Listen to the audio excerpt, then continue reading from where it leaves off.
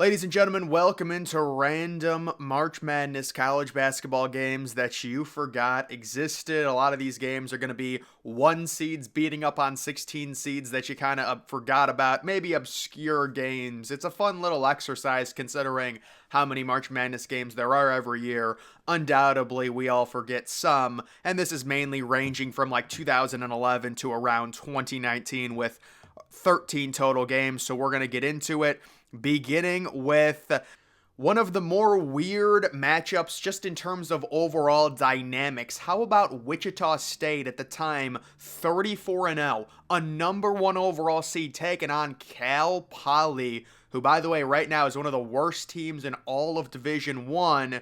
But this was back around 2014. Wichita State, Fred VanVleet, Clay Anthony Early, Ron Baker. What a boring game. 64-37. At the end of the first half, Cal Poly only had 13 points, and it just goes down as one of the more irrelevant first round matchups. Just a strange thing with Wichita State. We always think of them as an underdog. In this matchup, a 1 seed, massive favorites over Cal Poly, and they win in a just complete low-scoring, boring game. This game can also fall under that same umbrella. Louisville, a number 1 overall seed, facing North Carolina A&T, and they win this game 79-48. This was a Russ Smith team when Louisville was loaded. They were 30-5 at the time, and they were a number 1 seed with Rick Pitino. They easily dispatch of North Carolina A&T. I loved that scoreboard. What an amazing score. They should just bring that back, honestly. I know I say it every year, but it's such a good scoreboard. How about this game? An almost upset 16v1, Southern University taking on Gonzaga. Gonzaga this year, they were not good. This was the Kelly Olynyk team. They almost lost in the first round, and then they lost in the second round. As a 1 seed, they didn't even make the Sweet 16, but at this point, they were 31-2 going into this game, and they barely beat Southern. This was a 2-point game late into the second half, lower scoring, and I just completely forgot about this game. But yeah, that could have been a 16-1 upset by Southern, but it was not to be. How about Ohio State? Thad Matta, Deshaun Thomas. This team was loaded. They destroy Iona. Back, I want to say this was 2012, 95-70. They flattened Iona when they were a 2 seed in that tournament. That was a 2v15 game. How about a 12-5 upset that you completely forgot about? North Dakota State, we know how great they are with college football and the FCS level. Well, they had a really good season this year. They beat Oklahoma 80-75 in the 12-5 upset. If you're Oklahoma, it's an unfortunate situation, but the 12-5 always happens, and it was an overtime game.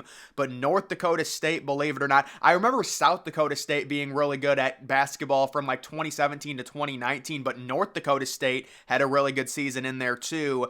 Another irrelevant 1v16 game. Oregon, a number 1 seed, very rare, taking on Holy Cross. Holy Cross got into the tournament with a 15-20 record. One of the worst teams to make the tournament because they won their conference championship and got in as an auto qualifier. And what a complete trouncing this was. 91-52. The Dylan Brooks team, Oregon, was really elite for a few seasons. This was their peak, and they just trounced Holy Cross, a team that really shouldn't have been there. Butler, listed as a 4 seed. Was this a Chris Holtmann team beating Winthrop 76-64? Kind of a random game just thrown in there that's obscure. We all remember Fairleigh Dickinson getting the crazy upset last year over Purdue, the 16-1. Well, did you know a few years prior to that they were a 16 seed and they got throttled by Gonzaga. Gonzaga was winning this game 53-17 at halftime, and then they just basically rested the entire second half. 87-49, the final score there. Gonzaga, an absolutely loaded team, listed as a 1 seed, destroys FDU that year. You did have USC. This was a recent game over Drake. This is a 6v11 game, and this was one where I can almost guarantee you I picked Drake. I'm sure a lot of people picked Drake just based on the dynamic Evan Mobley. Evan Mobley was good. I remember I had USC losing in the first round and they went on a run and it pissed me off. Yes, because USC is a team, we think they're a football school. Drake is kind of like a low-key good basketball school out of a small conference. You know, you pick the upset because you think Drake's got the better record. USC, they don't care. They're football. And of course, USC wins this game easily and completely controlled it. It seems like there's one of these games every year, but an unfortunate loss for Drake as an 11 seed. This was a completely irrelevant game. During the 2021 sham, when there were no fans in the stands, Illinois was a 1 seed, and a lot of us thought Illinois was going to win the national title or at least make the Final Four. I mean, they were a 1 seed. They destroyed Drexel. This was Drexel's first tournament appearance in like 20 years, and they were only 12-8 on the year. They got in with, all their games being canceled because of the pandemic, and there were games that got rescheduled. Remember, Michigan won the Big Ten over Illinois partly because there were games that got postponed. But the Illini just destroyed Drexel, and then Illinois had one of the worst second-round performances for a 1 seed.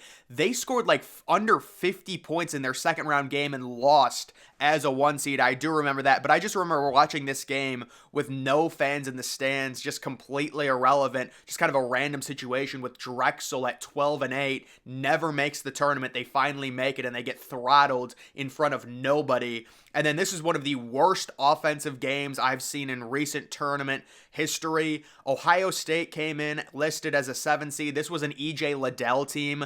They were taking on Loyola Chicago. A lot of people were picking Loyola Chicago to win this game. It was basically a toss-up. Going into this game, it was seen as kind of a fun 7v10 game, and it could not have been further from what people thought it was going to be. Just a complete bore fest. First half, 23-18. Ohio State wins 54. Loyola Chicago barely gets into the 40s. What a bad basketball game that was. And then you did have this game, Rhode Island over Creighton. I think this is probably what's going to happen to Creighton this year as well. They'll come in as like a 6 seed and lose in the first round to an 11 seed. But Rhode Island that year, they were an 11 seed at 25-9. They win in an upset by 12 points. And then how about Norfolk State? You guys remember the Norfolk State upset over Missouri? Well, yeah, they played a second round game. And by the way, people say, oh, it's the third round. I don't count the first 4 as a round. That's ridiculous. The fact that people do that and that qualifies as the first round is so dumb. The first round should be when 1 faces 16, when 2 faces 15. Why does the first 4, which is so few games, count as a round? It doesn't make any sense. It makes it seem like the second round should be, it's just completely messed up. So to me, this is the second round. These teams playing for a spot in the Sweet 16. Florida facing Norfolk State, and this was a situation where Norfolk State just completely ran out of steam in that first, round matchup against Missouri. Missouri very rarely, if ever, has ever been a 2 seed in the tournament. They had one really good season. They weren't used to being a 2 seed, and then they lost in a close game to Norfolk State, and then Norfolk State just gets throttled by Florida, who was a 7 seed. Florida up 47-19 at the end of the first half in that game. A complete blowout, and you will get that sometimes when a really low seed, like a 14 seed, upsets a 3. The next round, they get blown out. I actually should do a video on the times where a team had a major upset and then got blown out the next round, because sometimes they're able to continue their run like St. Peter's, and other times you see a lot where Norfolk State beats a 2 seed and then just gets thrashed and comes right back down to earth in the next round. But either way, guys, that is going to do it for this video. Make sure you're following me on X. Link to that's always in the description.